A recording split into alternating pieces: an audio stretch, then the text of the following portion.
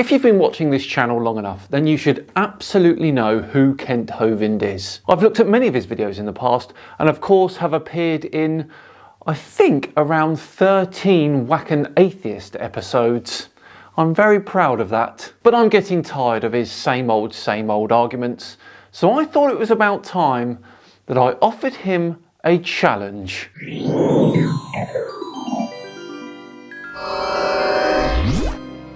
Hello all and welcome along to another episode of Tinfoil Tuesday with me, Simon Dan. Thank you very much for joining me. Before we begin today, a huge thank you to the sponsors of today's video, Fabulous, the #1 self-care app to help you build better habits and achieve your goals. The difference between Fabulous and other self-improvement apps is that Fabulous is 100% personalised. You can choose between two approaches, a self-guided one for habit building and tracking, as well as a guided approach with habit coaching. And you can go at your own pace. Unlike other self-development apps, Fabulous is gentler, more rewarding, fun, and has a more supportive approach. The daily coaching is particularly nice. Written by Jasmine Quill, the co-founder of the Psychology 1 program at Stanford, they really do give you a nice motivational boost every day. But the absolute best thing about Fabulous is it's based on behavioural science. It breaks down scientifically proven healthy habits into smaller tasks that are easily achievable each day. As I've stated before, I love the challenges and I'm currently halfway through a 7-day daily stretch challenge. I am notoriously non-bendy when it comes to stretching, and this challenge will help me no end when it comes to my running, certainly. Start building your ideal daily routine, click on the link in the description and get 25% off a Fabulous subscription. Right, back to today's video, where, as I stated at the beginning, is a challenge of sorts for a Mr. Kent Hovind. And if he fancies it, Matt Powell as well. You must remember him. He's the guy with the giant inflatable banana in his backyard, which he calls Dr. Peel. And this challenge is going to revolve around something that we absolutely do not agree on. And before you say evolution, no.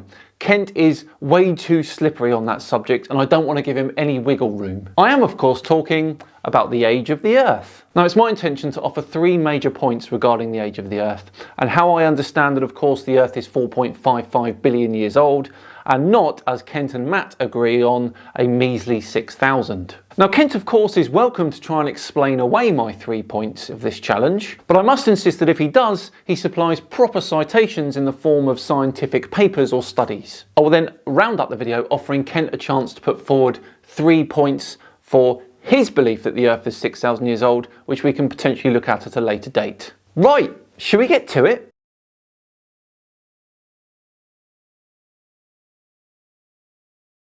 Okay, part 1. The first thing I'm bringing to the table is radiometric dating in the form of potassium argon. Now, as you may or may not know, potassium is the 19th element in the periodic table. It has 19 protons. However, it does come in 3 flavours, if you will. Now, an element can come in different versions, and we call these elements isotopes. This means that whilst the number of protons remains the same, the number of neutrons in the nucleus can differ. Now, in the case of potassium, the most common isotopes on Earth of potassium, which accounts for around 93% of all potassium, is potassium-39. This means there are 19 protons and 20 neutrons in the nucleus of this atom. Now, there's also potassium-41, which contains 22 neutrons. This makes up about 7% of all the potassium on Earth. And finally, you have potassium-40 with 21 neutrons. And this makes up less than 1% of all the potassium on Earth. And it's this isotope of potassium that we are particularly interested in. Now, the half-life of potassium-40 is 1.25 billion years.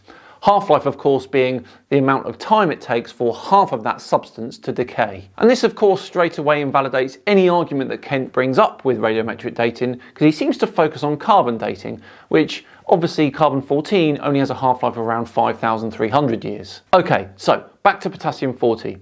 Now, as we said, half of potassium-40 will decay to something else every 1.25 billion years. Now, as it turns out, 89% of that potassium-40 will decay into calcium-40 and 11% of it will decay into argon-40. And let's take a look at this quickly because we're very interested in that 11%.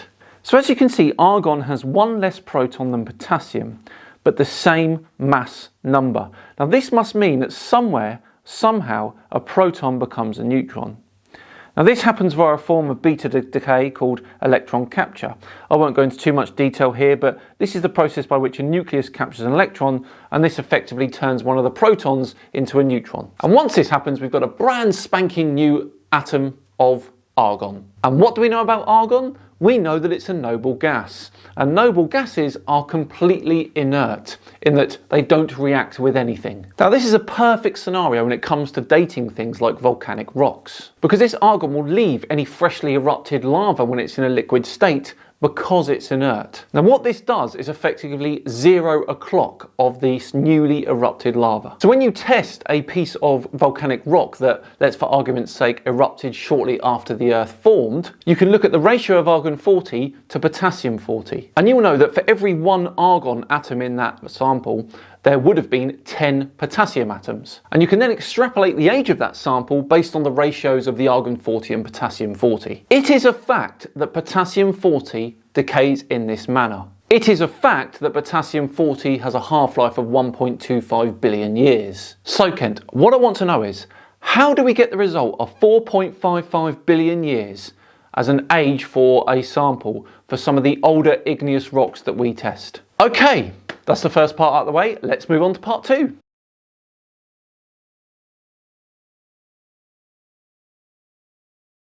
And for part 2 of this challenge, I want to talk about the moon. Now Kent, I'm going to assume that you're happy that we as a species have landed on the moon. You think that flat Earth is nonsense, so I guess you think the moon landing deniers talk nonsense as well. And of course, because of those missions, we brought back some moon rocks.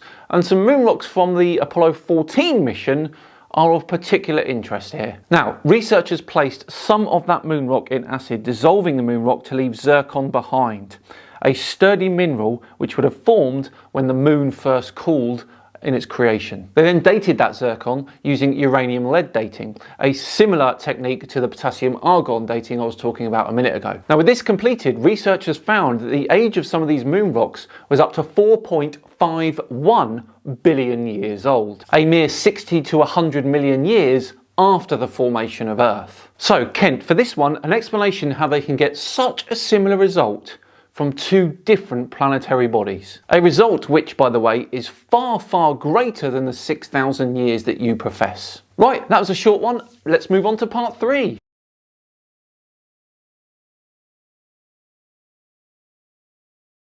The final part of this challenge today for Kent is regarding magnetic field lines in rocks. As it's well understood, Earth is like a giant magnet. The magnetic field being produced by the outer core is literally everywhere. Of course, this is plainly there for all to see when you use a compass, but what has that got to do with the age of the Earth? Now, throughout geological time, the polarity of Earth's magnetic field has switched several times. North has become south and south has become north. Now, this is most impressively depicted in the new crust that forms in the mid-Atlantic ridge. Using the radiometric dating methods used that I've already mentioned, geologists are able to correctly date when these magnetic field reversals occurred. And this is what they've discovered. Why, Kent, if the Earth is only 6,000 years old, are we getting this almost perfect gradient of time between the different reversals?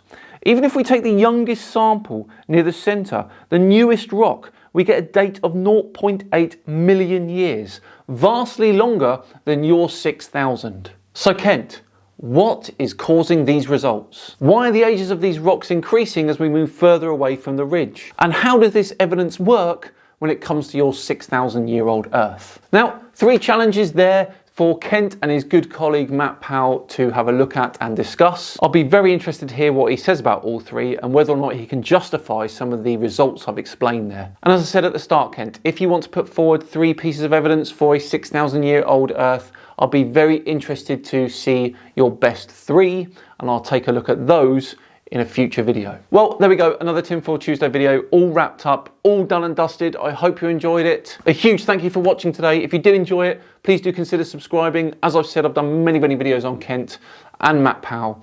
There's I think at least 10 or 15. Please do go take a look at those.